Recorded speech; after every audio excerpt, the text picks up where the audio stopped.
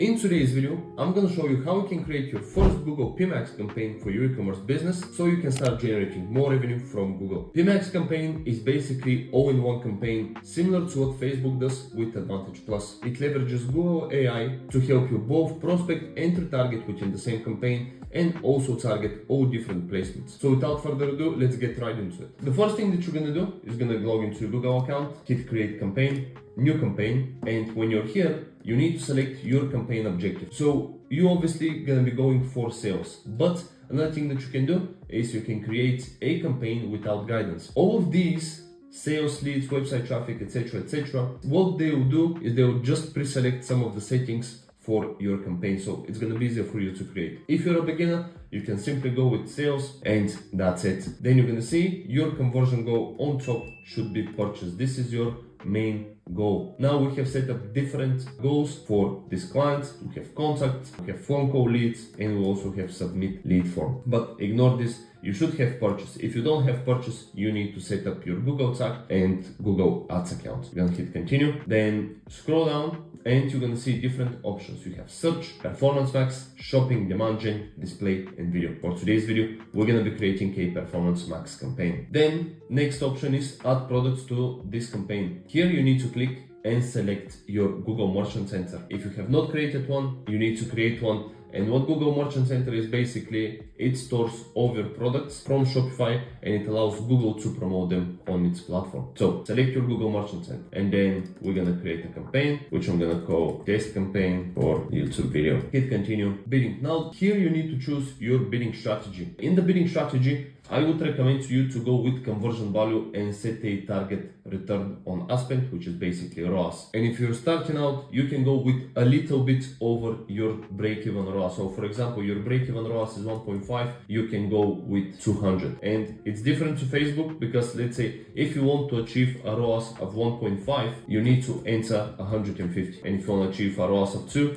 you need to enter 200. So in our case, we're gonna go with 200. You don't need to adjust your bidding strategy at the moment to help because we're gonna do this at a later date when the ads account and campaigns are optimized. Hit next. Then here, it's very important that you select the country that you want to target. And at the end of the video, I'm gonna show you a setting which most people will miss, that it might mess up your campaign performance, but we need to finish the campaign first and publish it, then I will show you. Language, select different language if you want to target. Then optimize assets performance. Here I usually leave them on, but it's up to you. But what basically this will do, Google will take stuff from your website and will optimize your campaigns with it. For example, it will take videos, it will take text, etc.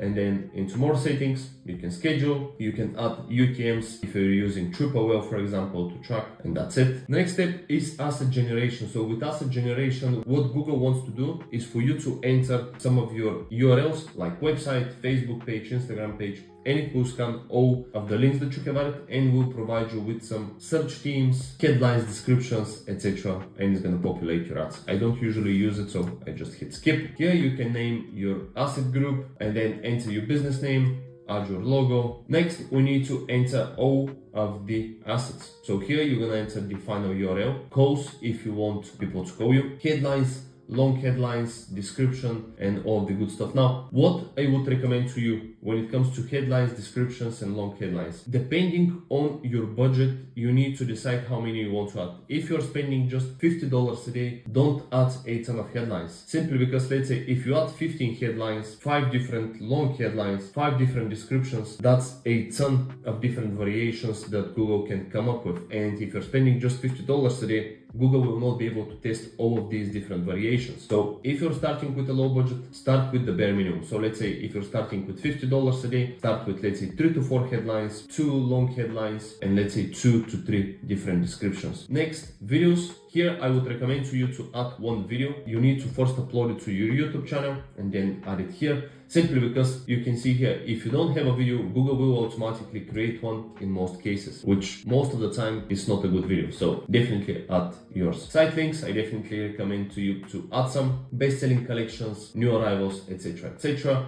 Call to action, make it shop now. More asset types and more options you don't need at the moment. Search themes, if this is your first campaign, I would recommend you to add some search themes. You don't need to add a lot, just to give Google some guidance of which people to target. Audience signals, If you have customer list, you can upload it and add it here. Then hit next. You can set your daily budget here. I'm just gonna do $1. And here you have your whole campaign. We're gonna hit publish, and there you go. So now, in the beginning of the video, I told you I will show you a setting that you need to make sure it's done after you launch the campaign. So let's go back to the campaigns, and you're gonna see here our campaign, test campaign for YouTube video. I'm gonna click the settings, and you need to go to location. You can see here United States. Then you're gonna click location options, and you need to make sure you select here people in or regularly in your included locations, because by default is the top option. And for example, if someone, let's say in France, is showing some interest in the US for whatever reason, travel, different clothing brands, jewelry brands, whatever, Google will show the ads to them, which is not good because it's gonna waste a ton of your money. So always make sure